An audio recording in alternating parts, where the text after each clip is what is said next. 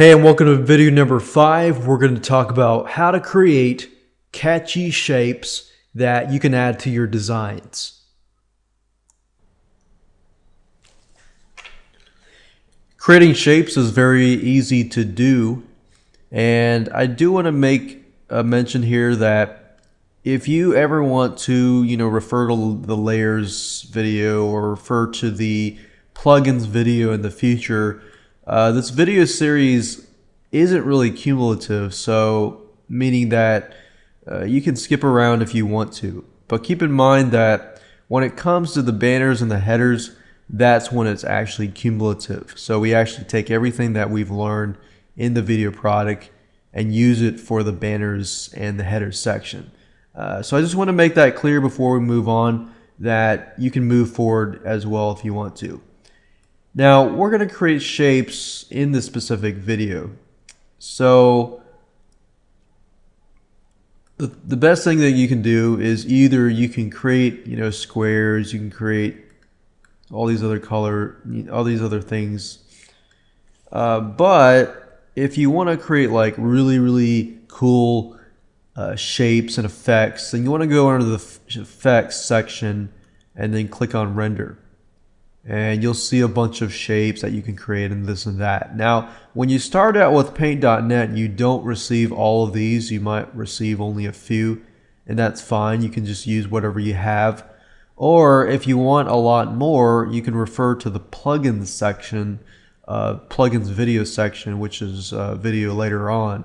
And I basically show you where to get these effects, where to get these plugins. And essentially what plugins are they are effects.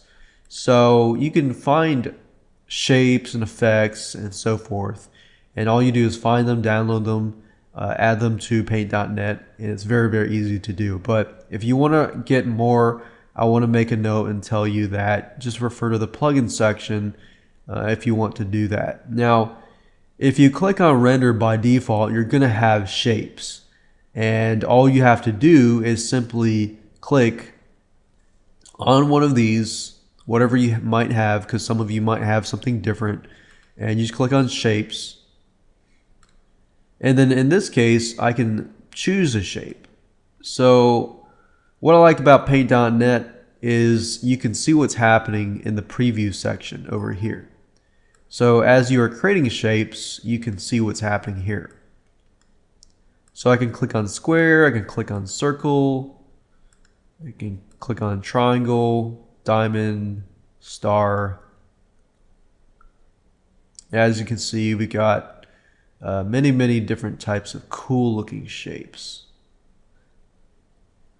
So as you can see, they're not just circles and so forth. There's spiders and bats and butterflies and snowflake. Like for example, right now is winter time, so I could create something like this. I could change the line style so that either it's solid, it's a dash, it's dots, and so forth.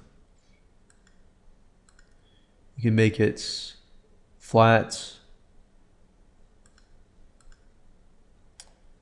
You can rotate it.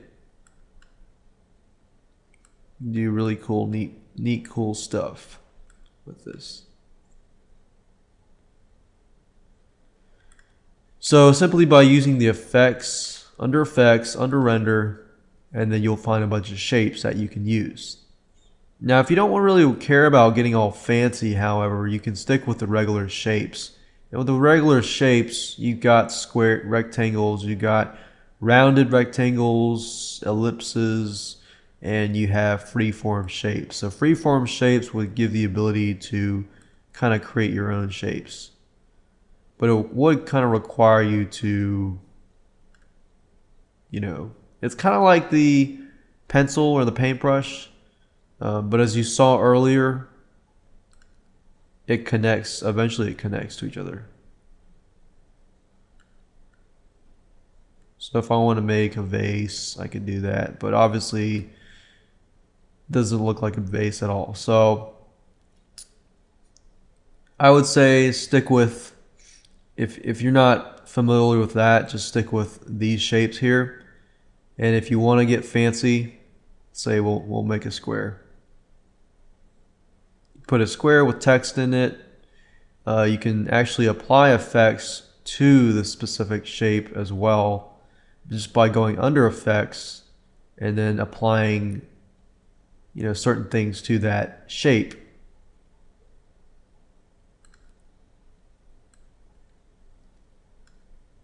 So you can do things like that.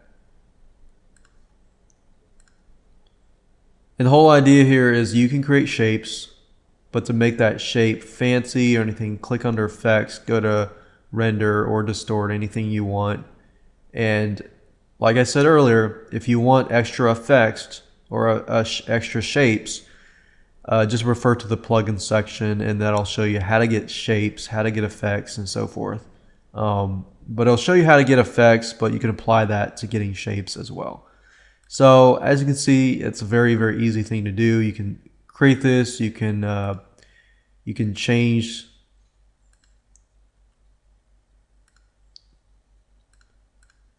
the stuff inside the shape. So just now what I did was I took the paint bucket, filled this in. You can change the fill, and what fill means is whatever it fills up in. So you can change that.